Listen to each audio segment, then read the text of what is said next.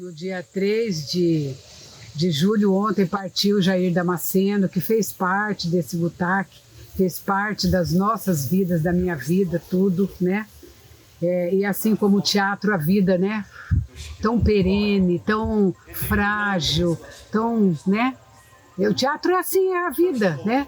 O teatro é aquilo que você está vendo naquele momento, aquela relação entre o público e a plateia, e é só aquilo.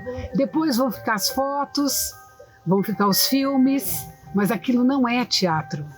O teatro já foi perene, frágil, instantâneo, aquela relação. É a vida, né? Eu sempre acho que quando a gente vai falar do teatro, a gente está falando da vida, que é por isso que o teatro ele é tão artesanal, né? Ele é tão frágil, ele é tão...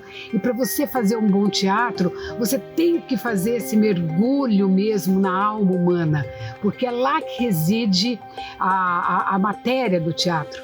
Como arte nesse país, né? No Mato Grosso do Sul não é muito diferente, né? A gente vive um sistema de lutas, uma prática de lutas assim, etéreas, né? Para se proteger quanto artista, para defender a arte e a fruição dela, né? O acesso a ela também, né? Veio a ditadura militar, as federações se organizaram e tinha um embate e pegaram essa transição para a democratização do país, né? Então eu vejo que hoje nós somos um pedaço disso tudo, né? De todas essas caras, né? Mais passadas, mais presentes, né? Essa misturada, muito misturado, né? Tudo. Também com o teatro, acho que aprenderam muito, não só sobre as coisas, o conhecimento, mas sobre si mesmo. Eu acho que o teatro proporciona essa coisa de se ver o outro, ver a realidade e tomar um rumo. Eu lembro que nesse período que eu estou fazendo teatro, eu peguei uma grande primavera aqui em Campo Grande, que foi 2009, 2010 e 2011, vamos dizer assim, talvez até 2012, que foi uma época, Fernando, em que a gente chegou a ter 5 festivais acontecendo na cidade no ano. Tinha o Fast Camp, tinha um que o Vitor fazia, tinha a Pantalhaços, tinha um que o Nil fazia e tinha um que um outro pessoal organizou para trazer as pessoas do interior para se apresentar aqui. Naquela época era muito natural, era muito interessante, talvez era a primeira vez que eu estava participando dessa primavera, então para mim era isso que estava acontecendo, né? Logo depois, 2013, 2014, o negócio começou a degringolar em todas as esferas, municipal, estadual e federal, e a gente foi perdendo esse espaço que a gente tinha. Então essa primavera ela aconteceu. Então, de uma certa forma, o que eu acho é o seguinte, a gente consegue se organizar enquanto grupos e tal, mas talvez a gente não tenha muito claro na nossa cabeça como produtores de espetáculos teatrais ou produtores de projetos culturais, de qual é a melhor forma de fidelizar nossa plateia. Eu acho que a gente ainda vive um momento onde está precisando irmandade, está precisando se gostar mais, está precisando se abraçar mais. Então o que eu penso do teatro é essa coisa menos egóica do ator e mais a irmandade no coletivo. Por exemplo, eu venho ultimamente de uma experiência em Salvador, onde as pessoas não lutam muito pelo seu individual, e sim pelo coletivo. O que a gente está precisando é de fortalecer essa classe. Por isso que o ator baiano tem uma projeção nacional quando ele sai do estado da Bahia. Ele tem uma força que vem junto com a dramaticidade. Se um ator é prejudicado, se uma companhia é prejudicada, a classe inteira vai em cima, em apoio àquele indivíduo ou àquele coletivo. E aqui eu não vejo muito isso. Então eu penso o teatro aqui nessa falta da irmandade. As pessoas deveriam se amar mais, se gostar mais, se conhecer melhor. Eu acho que eu vou falar assim, o que eu gostaria, claro, como todo mundo, acho que é unânime, né, que nós tivéssemos casas de espetáculo, né? Primeiro requisito básico para mim, me angustia, com que eu não me conformo, que me deixa indignado Eu conheço as suas indignações, né, de muita gente, mas a mim nada me atinge tanto o fato de morar numa capital com quase 1 milhão de habitantes e não temos uma casa de espetáculo, nem pública e nem no setor privado. Ó, já até quase quebro uma xícara aqui. Então isso, eu já cheguei a verbalizar, falar uma cidade não pode ser considerada uma cidade se não tiver um teatro. Eu falava isso lá na Nova Andradina, né? A cidade tem que ter hospital, tem que ter igreja, mas tem que ter teatro, tem que ter um Bradesco, mas tem que ter um teatro, não pode, né? Nós somos um dos poucos lugares que tem uma lei própria para incentivo à cultura, né, cara? Para a gente construir isso, foi preciso de muita guerra, assim, no sentido simbólico da palavra, com o poder público, né, para conseguir as coisas acontecerem. E isso demanda a gente ter tempo. Você monta um espetáculo, você tem que em tanto tempo, você monta um projeto, você tem que em tanto tempo cumprir ele, prestar conta e já abrir para o próximo. O que eu acho que isso causou ao longo prazo, eu vendo? Causou a gente não ter espetáculo com durabilidade, cara. Então eu acho que uma falha aqui, primeiro, não é uma cidade com elenco, né? Você não vê elenco, você vê as pessoas fazendo, todo mundo trabalha em todo mundo, né? Isso pode ser bom por um lado, mas por outro lado, quando a gente olha o trabalho do ator, né, aquele trabalho de uma identidade de cena, uma identidade de inteligência corporal, você vê uma linguagem, aí eu acho que peca um pouco. Raramente você vê um grupo que tem uma identidade assim, que você fala, olha a continuidade desse trabalho, tá? Chegou, né? Então eu acabo assim, a minha percepção muito sincera mesmo, né, muito sincera em dizer que eu acho que isso é uma falha que acaba causando uma lacuna aqui na minha percepção, claro, né? Muito pessoal isso. Acaba causando essa lacuna, assim, né? De você fala, poxa, aquele elenco, tanto tempo trabalhando com aquela identidade, com aquele corpo, com aquela técnica, né? Que se, né? Fica falho, não, né? São poucos, assim, que tem esse lugar de fala de dentro da cena. Eu acho que é um teatro extremamente resistente, porque os nossos artistas, para sobreviverem e para resistirem, continuando fazendo teatro numa cidade em que não tem a cultura da arte como profissão. Nós temos muito a cultura da arte como, não sei dizer, mas não está ligada a uma profissão. As pessoas não associam a função artista com uma profissão. Acho que isso no Brasil de modo geral. Se tratando aqui do interior, um pouco mais ainda. Então eu considero o teatro de Campo Grande muito resistente por essa questão, porque são pessoas que estão há muitos anos literalmente resistindo nesse labor que é o teatro, e ao mesmo tempo eu nos vejo um tanto quanto parado no tempo. Eu acredito que temos muitas dificuldades de talvez renovar o repertório, renovar os artistas, ou de não renovar os artistas, mas renovar as produções, os modos. Então é um tanto quanto paradoxal minha resposta. Ao mesmo tempo é muito resistente e também acho que está com freio de mão puxado. Parece que a gente está sempre começando do zero. Isso também para as políticas públicas e discussões da cultura em geral. Mas eu penso assim que tem duas coisas que favoreceram a essa melhora do teatro aqui, que foram os cursos de artes cênicas das duas universidades. Por mais que, né, deve ter os seus probleminhas, mas assim, eu vejo umas caras novas e eu vejo um teatro diferente.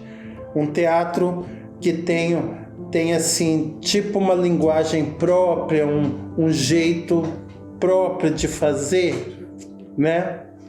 E que é muito bacana. Mas ainda tem esse rançozinho da competição, entendeu? Que por mais que nem tenha festival nem nada, mas assim, tem essa maldadezinha de falar mal do trabalho dos outros, sabe? Esses dias eu vi um comentário que eu achei ridículo, que, sabe, uma pessoa falou assim, que o cartaz do espetáculo do outro era tão ruim que aquilo ia espantar o público.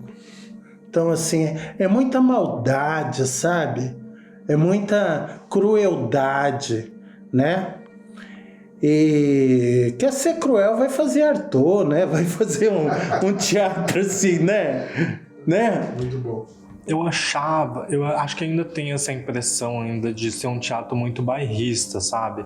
A gente é muito aqui, focado no que a gente sabe, aprendeu aqui. Quase não tem troca. A gente não tem muita troca com outros estados, com outros profissionais. Acho que isso falta muito em Campo Grande. Já teve época que houveram mais cursos, mais intercâmbios, e acho que a gente perdeu isso ao longo do tempo, assim. A nós nos interessa muito essa pesquisa, essa troca. A gente é um grupo que ainda troca com os outros grupos, então todos os nossos trabalhos têm algum convidado especial nos ajudando de alguma forma nas nossas produções. Mas eu sinto que a gente precisa respirar outros ares também. Tá conectado com o que está acontecendo, não só no eixo, né? Rio, São Paulo, Minas, assim. Mas o que tem no Nordeste, o que tem no Amazonas de teatro, o que tem no Sul, no Paraná, Santa Catarina, que é mais conhecido também pelo cinema, né? Mas tem o Festival de Curitiba, que é um dos maiores, mais organizados. O que tem nessas outras regiões que pode... Até no próprio Centro-Oeste, assim, acho que a gente já não troca muito com Cuiabá, com Goiânia, então eu penso nessa troca ser mais evidente entre a gente, para a gente também abrir mais o nosso horizonte, assim. É legal falar do nosso quintal, do nosso bairro, mas a gente pode enriquecer isso utilizando outras linguagens, outros métodos que outros grupos usam. Assim, tem coisa boa. Mas eu acho tímido ainda, pouco explorado, sabe? Demora muito para as coisas novas chegarem aqui. E não é por conta da tecnologia. A tecnologia chega rápido, entendeu? As coisas que estão acontecendo fora. Mas as pessoas, para se adaptarem àquele... o novo aqui tem uma questão de décadas até, sabe? Logo que eu cheguei aqui em São Paulo, o boom era fazer trabalhos com misturar circo, né? E aqui, levou 10 anos para começar a misturar o teatro com circo, né? Teatral. E aqui, depois de 10 anos, você vinha com algumas ideias, as pessoas eram meio relutentes, né? E por conta disso demorava. Agora, eu acho que tá um momento. Eu queria ver a safra nova, né, que vem aí. Se tem safra nova, né? Como que tá essa safra nova? Eu queria ver mais gente, fazer as coisas, realizar, entendeu? Coisas novas. Eu sou muito novo, então os trabalhos que eu venho acompanhando são trabalhos muito próximos a mim, de pessoas próximas a mim, que eu tenho admiração, né? Mas uma coisa que eu venho aprendendo, né, estando agora junto dentro da classe, assim, mais e conhecendo a classe, que é uma classe que eu acho muito resiliente e forte, assim, porque todas as coisas que a gente tem hoje, de editais, que alguns que estão inclusive parados, né, aí congelados ou no mesmo valor, foi uma conquista da classe, né? E eu acho que agora a classe vendo esses editais que estão parados, com valores congelados, né? Festivais que não estão funcionando, que não estão acontecendo nada, que isso está acontecendo antes da pandemia ainda, né? Esse descaso vem já de antes da pandemia. Eu acho que isso é uma coisa que traz um sentimento, né, de, poxa, estamos perdendo, né? Mas, ao mesmo tempo, eu reconheço a classe daqui, teatral daqui, e eu acho que isso está dentro do fazer, de muita resiliência, de muita resistência. Então, acho que isso está dentro dos espetáculos daqui, assim, né? Eu vi muito teatro de outros estados, o teatro brasileiro e o teatro de Campo Grande. Tem dois momentos. Eu falo da produção nossa e da produção que vem aqui. As pessoas se encantam muito mais, talvez, com a produção que vem aqui, porque ela acaba indo para a mídia e os espaços, por exemplo, o Palácio Popular da Cultura, que deveria ser um palácio, né, foi conhecido como palácio, mas que já não é. Não tem aquele glamour que tinha pela estrutura, porque não foi cuidado. Quando a gente consegue ir para o palácio, desculpa a delicadeza, foi para o palácio. E foi um grande espetáculo, porque estava em um grande local. Quando a gente vai para a rua ou vai para um espaço alternativo, as pessoas têm a impressão de que aquilo é menor, de que o espetáculo é menor. E não é. A qualidade dos nossos trabalhos, desde quem está começando até quem se considera profissional, não perde para as produções nacionais. Eu não vejo diferença. O nosso fazer teatral, e aí eu falo nosso fazer artístico, seria muito maior, a visibilidade disso seria muito maior se nós trabalhássemos quase que num sistema de cooperativa. Olha, por mais que não seja a minha linha de pensamento, mas você tem que ver. Eu não estou aqui para falar é reduzido, vamos reduzir mais. Eu estou aqui para falar é reduzido, mas eu amo, eu acho que a presença é importante demais e eu quero aumentar mais espectadores, eu quero mais gente no teatro. Não para fazer o processo inverso de falar, não, a televisão vai substituir o teatro. Não. O que eu puder levar, né, é um movimento contra a cultura, mas cada um escolhe os seus movimentos, né? Essa é a minha escolha. Eu já tive uma parte mais romântica da arte, assim, sabe? De achar que, assim, puxa, a arte vai transformar tudo, né? Hoje não. Hoje eu sei que o ser humano é o ser humano, né? E eu vejo a arte como uma das coisas que pode transformar o mundo. Mas eu vejo que cada um na sua profissão, cada um naquilo que é apto, pode fazer isso também, né? Pode se humanizar, pode sensibilizar. Mas a arte, ela tem um papel desafiador, né? A arte, já falou aí, o Freud já falou que o artista ele chega antes do psicólogo, do psicanalista. Então, o artista, por atrapalhar as questões humanas, as crises, os sentimentos, ele está sempre à frente um pouco, né? Nem tudo está dentro do 2 mais 2 é 4. Né? Há verdades humanas que a ciência não compreende ainda e que o artista chega lá. E que o artista tenta tocar, não é que ele chega, mas ele quase encosta ali. É o que mais se aproxima de encostar naquilo. Né? Não vai encostar porque tem coisas que a gente não... Como que eu vou explicar o amor, né? Eu não consigo explicar em palavras, muito menos pela ciência, mas o artista quase consegue falar do amor. E a gente tem que pensar que a gente está aqui hoje, daqui a pouco a gente não está, né? E o que a gente deixou?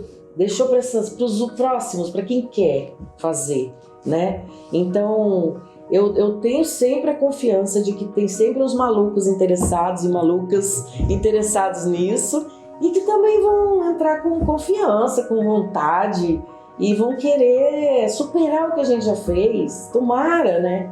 Eu torço muito por isso. Eu acho que, inclusive, tendo incentivo público, isso é muito importante, porque produzir só sem nenhum retorno, inclusive financeiro, econômico, a gente não consegue, é muito difícil. Então, eu tenho certeza, assim, tem que ter gente brigando o tempo todo pelo investimento público, né? E querendo, da mesma forma que a gente teve essa gana de fazer, então eu acredito sim que essas pessoas vêm, elas já estão vindo aos poucos, né? Nem todo mundo fica, mas eu tenho confiança, assim, que é uma coisa que só vai crescer, né? Com o tempo, a tendência é que a coisa se fortaleça, fique muito melhor. E depois, claro, com as leis de incentivo, com os editais, a gente começa a participar, eu começo a participar mais de uma classe que precisava se unir para reivindicar aí, do poder público, políticas públicas para a cultura, né? O que não é fácil. Mas muito por esse movimento, depois lá na frente, eu fui convidada também, tive a oportunidade de estar na Secretaria de Cultura, fui presidente da Fundação de Cultura durante 6 meses e me deparei com esse universo da política. E comecei a entender também por que a cultura não vai para frente do ponto de vista do investimento público. Por que não vai, se a gente tem uma fundação de cultura, se tem um dinheiro que não é muito, mas tem, né? E aí me deparo com uma realidade dura, né? Que é a falta de interesse dos nossos governantes pela cultura. Total descompromisso, total intenção de que isso, de desrespeito, inclusive com a história de uma cidade que tem uma Glauce Rocha, que tem uma Aracy Balabanian, né? E que isso deveria ser motivo de orgulho total para o mundo, né? E aí você se depara com uma mentalidade terrível, né? De capitalista, também hipócrita, porque você lida com os artistas de uma maneira muito hipócrita, né? São palavras ao vento, se promete muito, não se cumpre nada, né? Então a gente anda 3 passos para frente, 2 passos para trás, aí passa, o tempo vai passando e a gente vai percebendo a potência desse Estado. Um Estado fronteiriço, pantaneiro, paraguaio, boliviano, a riqueza dessa torre de Babel e tão pouco valorizada, né?